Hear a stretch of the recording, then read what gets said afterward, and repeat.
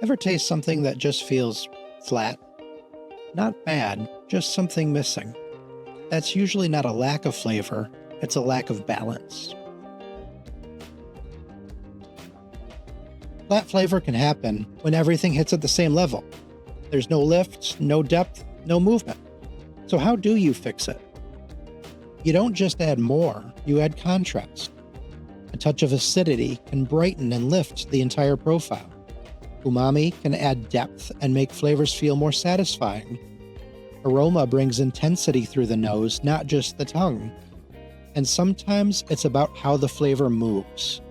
Adding fat or richness to carry it, or building that sense of fullness or kokumi that we've talked about before.